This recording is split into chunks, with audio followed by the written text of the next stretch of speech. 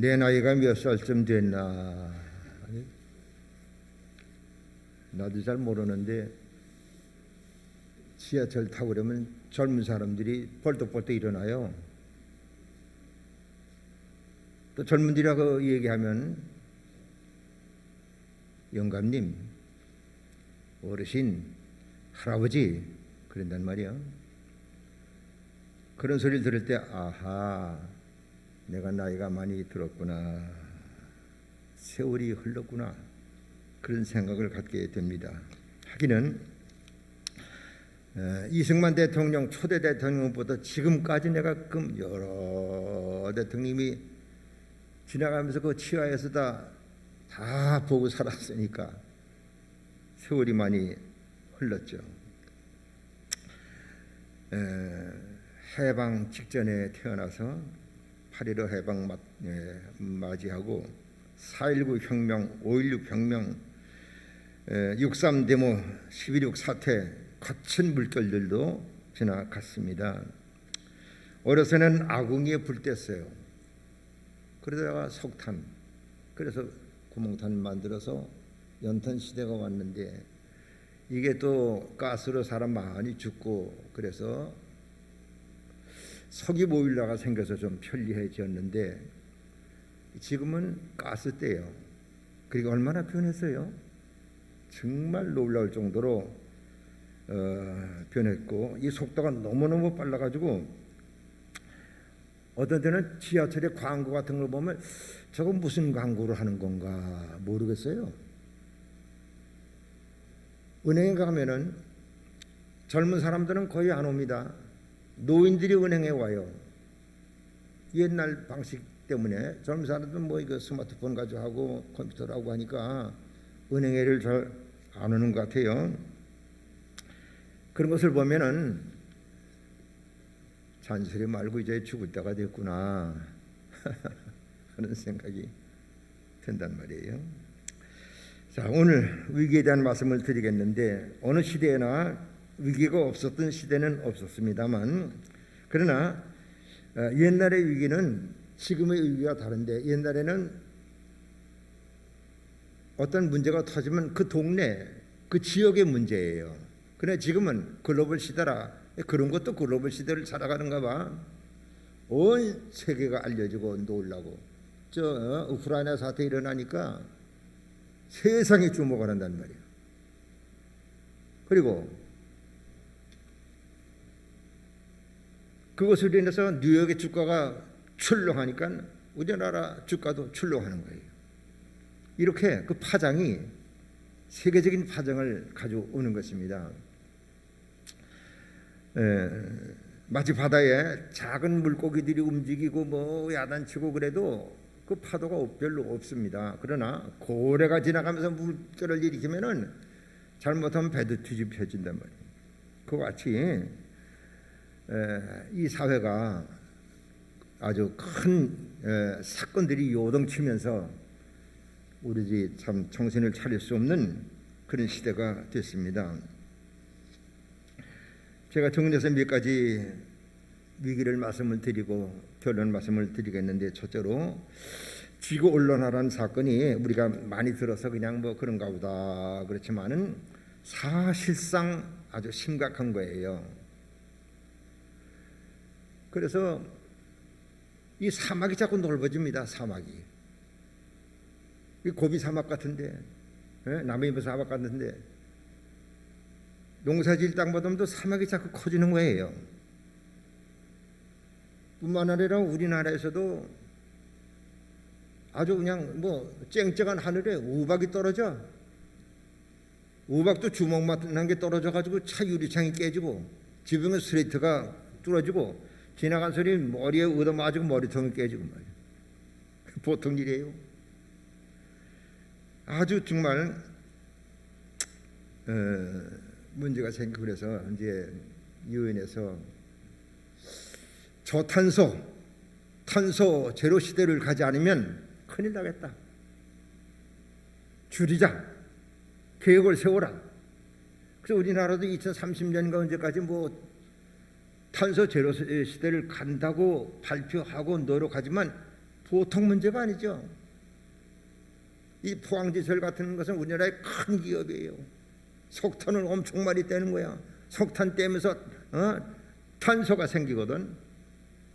그러면 탄소 제로 시대라면 모든 화력발전소 다 꺼야 돼. 포항제철 같은 데는 이거 대체에너지가 준비가 안 됐기 때문에 앞으로 그거를 해결해 주는데 전기값이 올라가면은 물가가 올라가고 전기료 많이 되고 전기료가 싸야 경쟁력이 있는데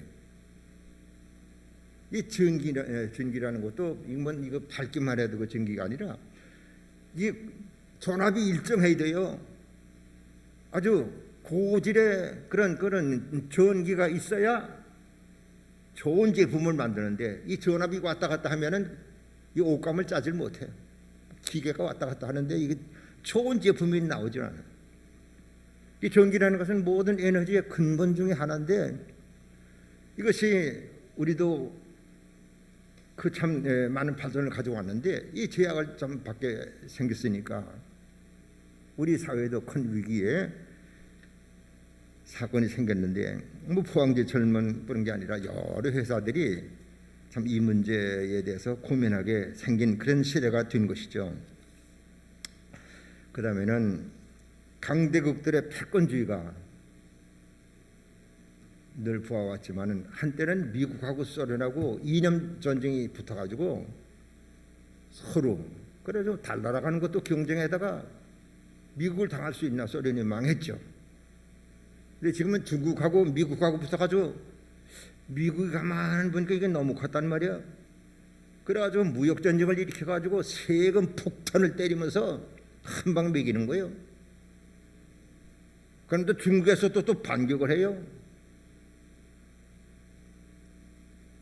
무역전쟁은 그렇다고 치고 만약에 군사 충돌이 일어나면은 이야 끔찍한 거예요.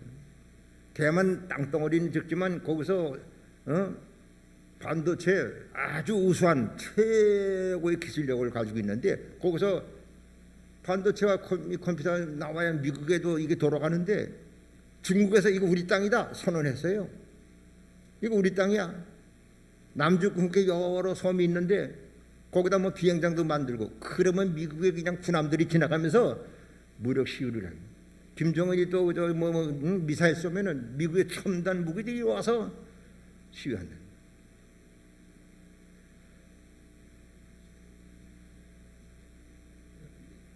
어느 시대나 경쟁 시대가 있긴 했고 패권 우리도 잘하면서 남자들은 이게 반이 바뀌면은 남자들은 누가 세냐, 누가 두 번째로 힘이 세냐, 세 번째로 세냐 이게 소열이 매겨져요. 그래 애매한 사람이 나타난단 말이에요. 저 김대영 저 사람이 나보다 센가 안 센가 이거 알 수가 없어. 어떻게? 그럼 한번 붙는 거야. 시비를 걸어. 야 인마 너 뒷동산에 올라가서 줄이 그냥 죽주로 한번 싸워가지고 수혈을 증해야 시원해. 그래서 우리 그런 남자들 세계는 그렇게 커왔어요. 세계도 마찬가지입니다. 강대국이 하나 생기고 있는데 또 다른 강대국이 생기면 붙는 거야. 미국이 여태 지배해 왔는데 중국이 그냥 엄청나게 커졌어요. 경제력도 그렇고 군사력도 그렇고 G2야. 그게 지금 으르렁거리는 거예요. 그 만약에 터지면은 이거 아주 상상할 수 없는 그런 참 어려움을 우리가 눈앞에서 보게 되는 것입니다. 세 번째로는 사상의 이 생각의 차이가 많은 그런 위기가 찾아오는데 요즘은 동서남북 상하가 없어요. 우리 고향이 여주인데 거기 큰 시장가에 농협 건물이 있어요. 근데 그 앞에서 어느 할머니가 햇빛을 쬐면서 쉬고 있는데 중학생 녀석들이 와가지고 할머니한테 담배 심부름을 시켰어. 할머니 저 가서 담배 사오세요. 할머니가 이놈들아 안가 뭐 그랬나 보지. 뺨따구로 불어 때렸단 말이야. 근데 옆에 있는 사람이 신고를 해가지고 잡혀갔어요. 근데 미성년이니까 또 그냥 나왔대요. 요즘은 젊은 여학생들이 담배 피는 애들이 왜 그렇게 많아? 어디라고 말이야. 그 갔다 가면 그 담배 피는 골목들이 와서 그냥 거기가 무슨 뭐 담배 피는 데인가? 아주 속이 나가지고 내가 이것들 그냥 완전히 한번 소리 질렀는데 우리 사람이 옆구리를 퍽 치는데 약한 사람이 이거 얼마나 세게 쳤는지 내가 꼼짝 못했어. 그래서 끌려갔어요. 에이씨 그랬는데 그 다음 소리 내가 안 했어요. 집에 가서 했지. 생각이 달라도 너무너무 다른 거예요. 미국 감리교회가 큰 위기를 당했는데 세계 최대 교파 중에 하나예요. 미국 여러 주에서 동성연애를 합법화했습니다. 합법화해 놓으면은 결혼할 사람이 목사님한테 가서 주례해 주세요. 그러면 주례를 해야지, 안 하면 법에 걸린다네. 그거 어떻게 할 거예요? 그래서 여러 주교에서 그냥 합법화했는데 미 감리교에서 일부는 동성애 허락하자, 그쪽으로 가자, 일부에서는 안 된다. 이게 두 덩어리가 된 거예요. 이번에 미국 감리교 총회가 있는데 거기서 두 동강이 쫙 날 거다. 그러면 우리나라도 10년 20년 가면 우리도 쪼개자, 이 판으로 나올 거란 말이에요. 그럼 무서워요.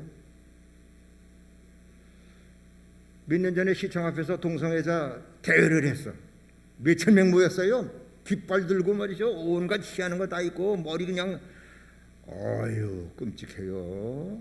난 언제 그렇게 많이 생겼는지. 뭐 할로윈인데 예? 그 외국에서는 한 건데 왜 그런 걸 생겼는지 언제 한번 교회에서 늦게 가면서 가는데 그 이태원 지난해 거기서 하더만. 서울 각지에서 별난 걸 다 뭐 이게 가면들을 쓰고 나타나가지고 술 먹고 그냥 소리치고 야단치는 거예요. 우리 차가 갈 수가 없어. 돌아갔어요.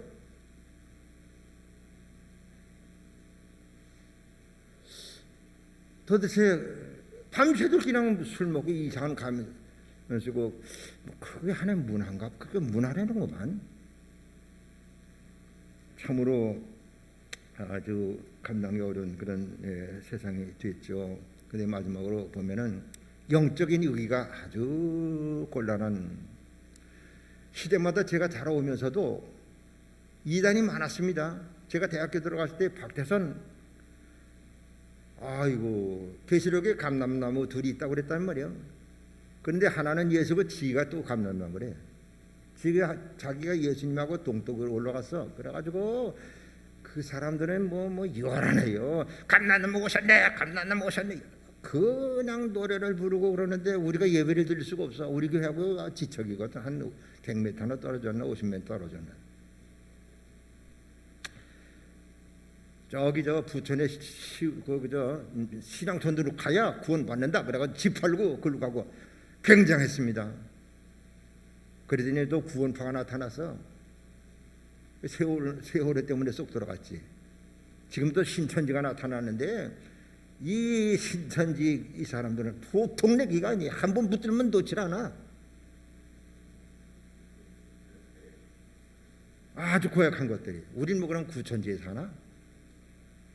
저희들이 신천지래. 이만이라는 사람이 엉터리야.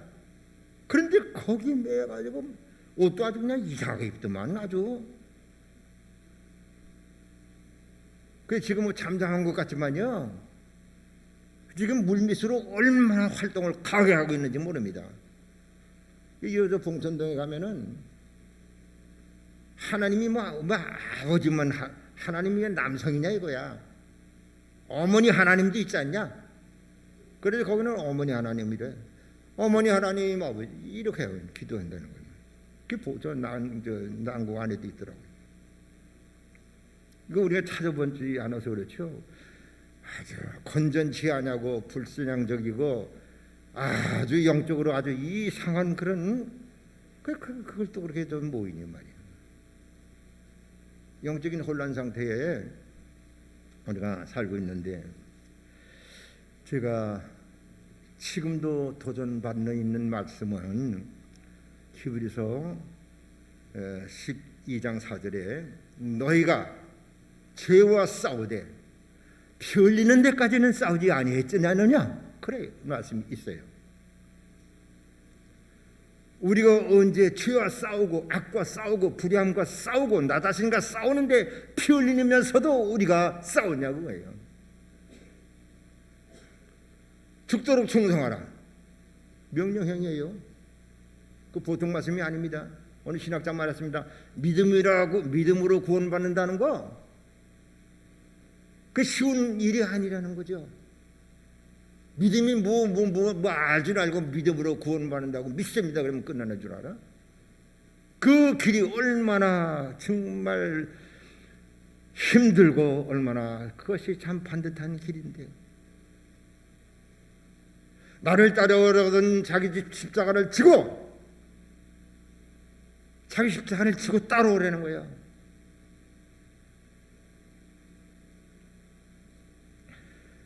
이 코로나 사태로 대면 예배가 허술해지니까 그냥 교회 안 나온다고 전화할 수가 있나, 신방할 수가 있나. 그러니까 집에서 대면으로 뭐 똑똑히 잘 보는 사람도 있지만은 그 예배가 잘 되겠어요? 소파에 앉아서 구경하는 거지.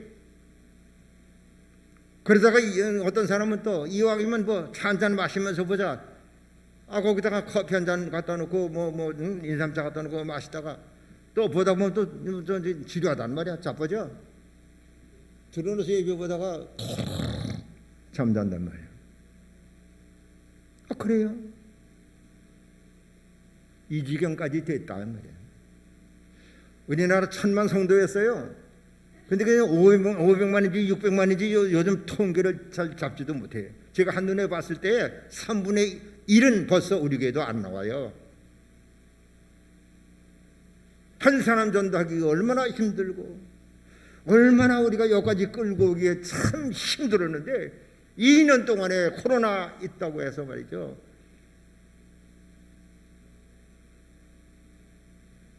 속상한 일 아니에요? 이거 어떻게 회복이 될는지. 이 영적인 혼란이라는 것은 심판을 받는 것입니다.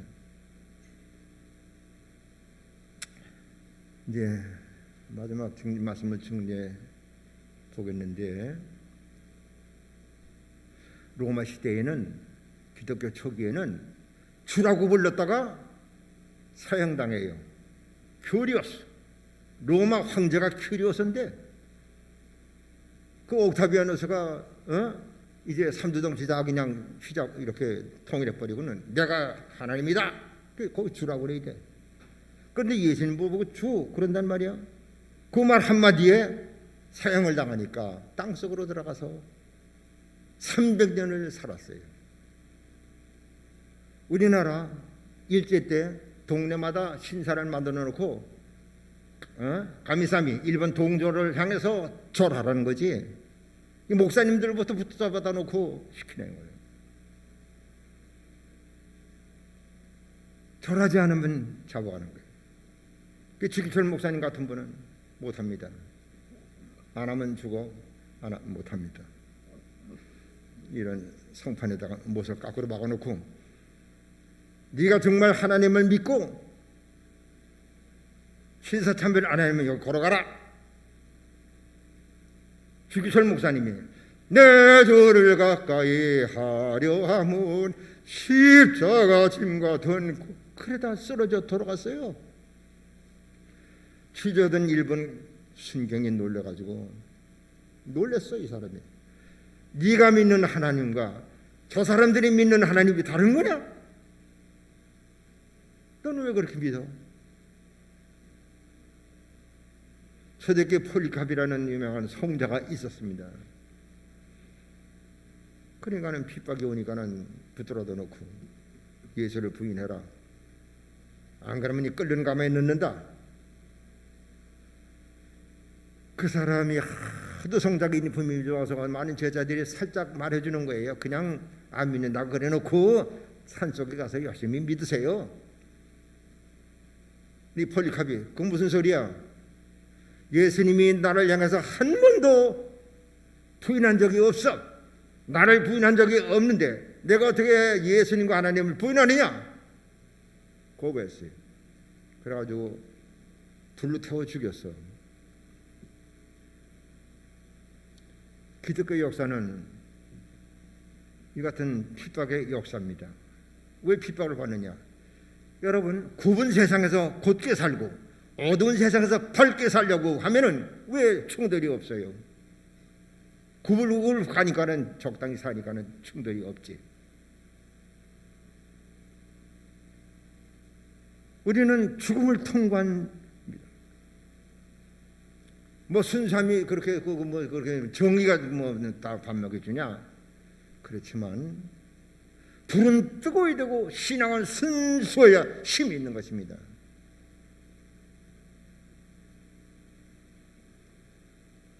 카타콤 300년 그거는 거기서 300년 살았어요. 그 지상으로 올라왔죠. 콘스탄틴은 313년에 이렇게 종교 자유를 줬기 때문에. 그런데 지상에 올라와서 그 힘으로 1500년 동안 구라파를 주름 잡은 거예요. 천주교가. 교황이 허락해야 임금이 되거든. 각 나라에. 그런 힘이 있었어요. 근데 그 시간이 가면 타락했지. 타락하는 거예요. 그래서 루터가 1517년에 종교 혁명을 일으켰지 않았어요? 그러니까 천주교에서 얼마나 핍박이 심해.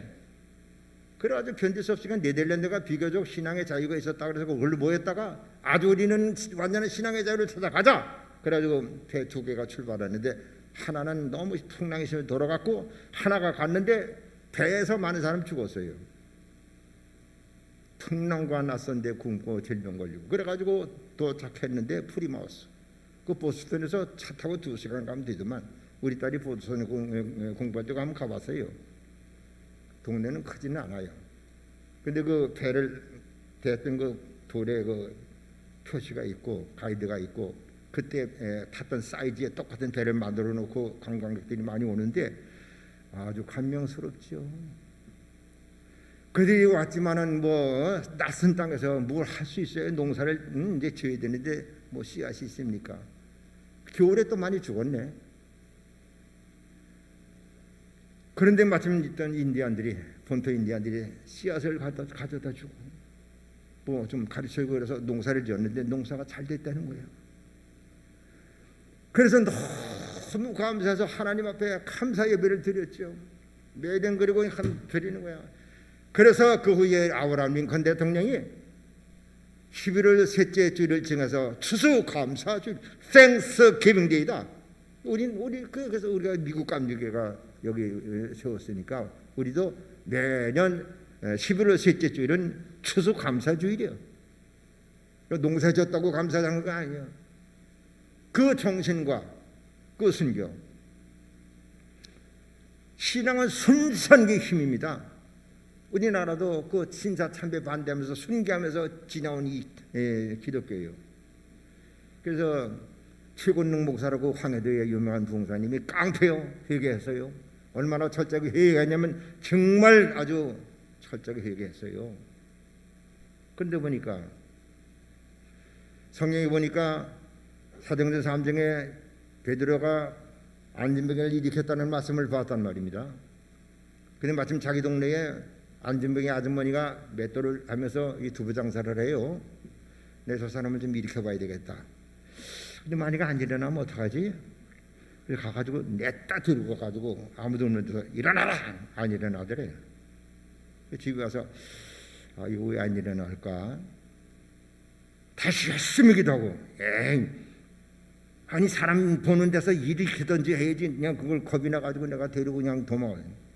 그 다음날 가서 사람들 일건 말이야. 나사렛 예수의 이름으로 일어나! 일어난 줄로 믿습니다. 안 믿어? 안 믿나 봐. 너 다시 해야 되겠어. 나사렛 예수의 이름으로 일어나라. 그래도 좀 시원찮아. 그거 한번 못해요. 일어났어요. 그부터 전국 방방곡곡 부흥회를 다니는데 남강 이승훈 선생이 부자였거든. 아주 부자였어요. 근데 일제가 들어왔으니 이건 뭘 제대로 할 수 있어? 얘라 속전이 나고 술 먹고 그냥 세월을 보다가 이 태우는 곳에 부흥에 참석해서 마음이 깨끗해졌습니다. 새로워졌습니다. 숭실학교 세우고 방직공장 세우고 애국하다가 가짜났어요. 순수한 신앙은 열매를 맺습니다. 순수할수록 강합니다. 이북의 지상에는 교인이 없지만 지하에 있는 거예요. 진짜는 거기 있다고.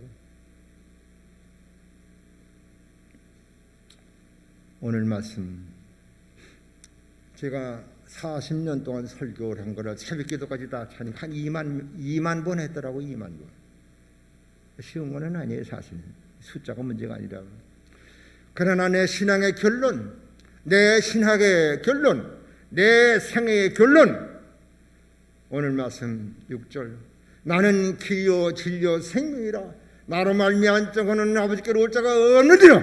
유일한 길, 그것이 내 생애의 결론이라고 마음 먹고 하루하루 감사하며 삽니다.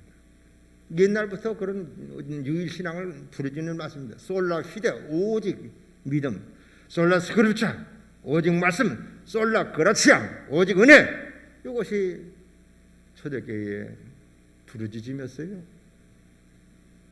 그런데 요즘 사람들은 절대는 없다, 너와 나와 다를 뿐이다. 그래서 예수님도 더 크리스트가 아니라 에이 크라이스트, 선지자 중에 하나가 아니냐, 이렇게 혼란스러운 시대가 됐습니다. 여러분,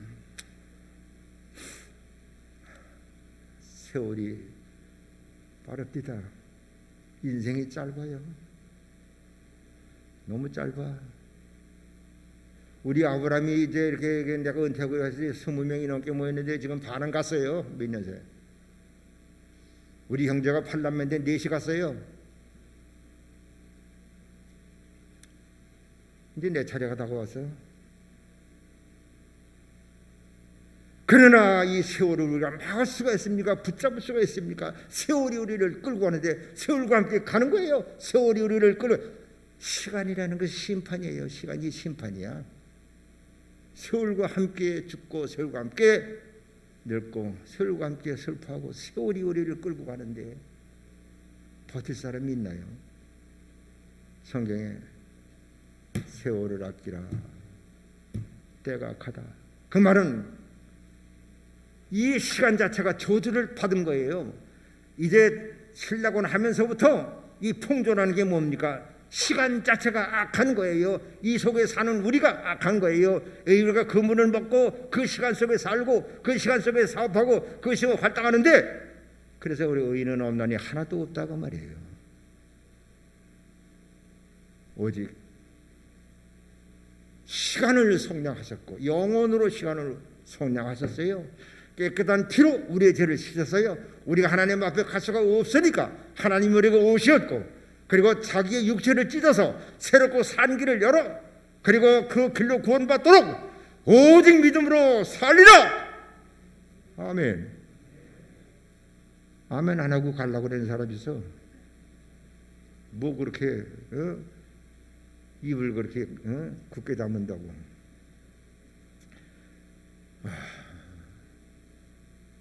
그냥 우리 아들한테 얘기했습니다. 내가 죽거든 입는 것 그대로 화장해서 태워서 한 주먹 남겨가지고 우리 고향 아버지 산소 옆에 동분도 만지 말고 평타장에서 묻어놓고 비석 하나만 조그맣게 세워라. 거기 뭐라고 쓰냐면 내가 그 진리요 진리요 생명이다. 나라 말미암아 장은 아버지가 어쩌고 없느냐. 이 한마디만 새겨라. 가져갈 것도 없는 거지. 우리는 믿는 대로 되는 건데 그 길로 영락없이 누구나 그 길로 가는 거예요.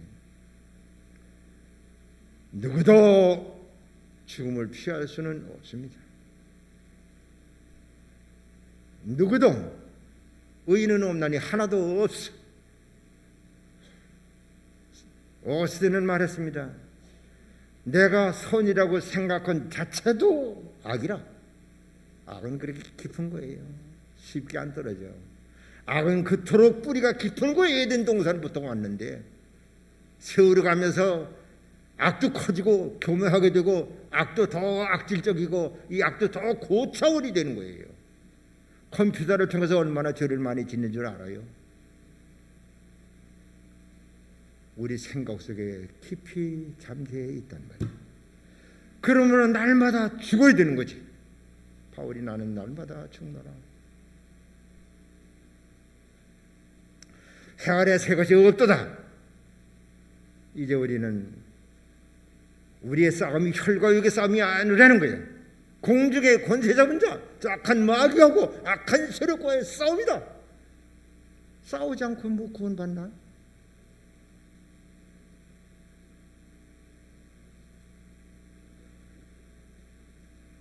이제 정말 말씀 마칠게요. 옛날에는 악역을 쓰고 교회를 못 왔어요. 이거 벗어야 돼. 이게 의자가 없어 마룻바닥에서 이렇게 예배 드려야 돼요. 근데 이게 의자를 해줬는데 가만 보니까는 또 기대겠다는 안 되겠단 말이에요. 뒤 등받침이 없었어요 옛날에는. 그래서 잘못하면 뒤로 벌렁 잡아지니까 이 말이야. 정신 차리고 예배를 드리더라고요. 그게 불편하단 말이야. 등받이 해줬어. 그런데 또 겨울과 우리가 사계절 있잖아요. 겨울에는 히터가 들어오게 만들어 놨네. 그러니까는 뭐 뜨뜻한 어디고 뭐 이제 뜨뜻한데 앉으니까 예배 드리다 보니까 좋은단 말이에요. 좋다가 이렇게 가다 주여! 그런 데는 말이야. 꽤나 많아가지고. 아이고. 예배가 진실하고 예배가 살아야 되고 예배가 순수해야 됩니다. 믿음은 순수해야 되는 거예요.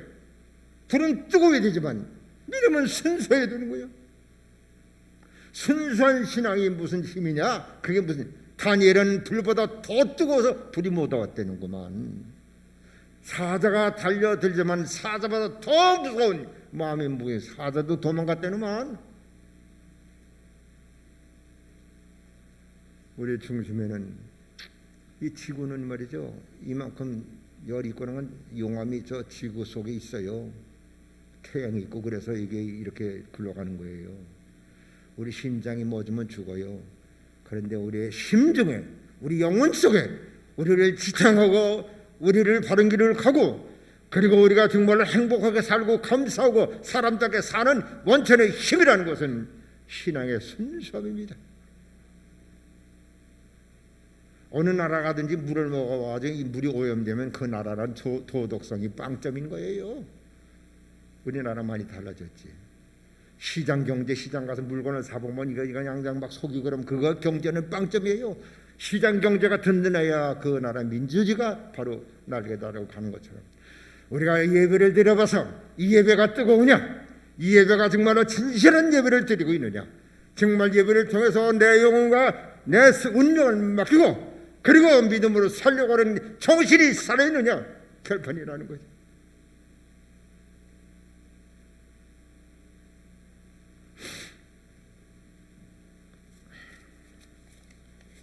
왜 소리를 지르냐고 하는지 모르겠지만 제가 오늘 마지막 설교이기 때문에 그래요.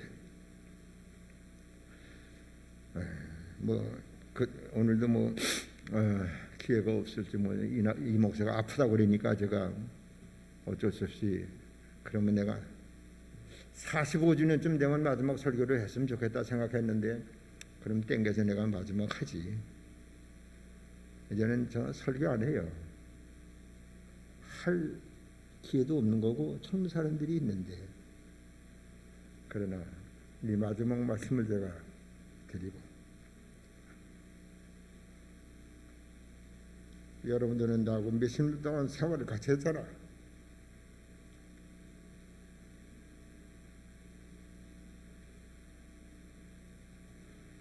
여기 새로 믿은 사람 별로 없어요. 다 나하고 수십 년 동안 이 교회를 드나들면서 여기까지 온 분들이에요. 어떤 일이 있든지 나라를 지키고 교회를 지키고 신앙을 지켜야지. 부탁합니다. 잘 믿으세요?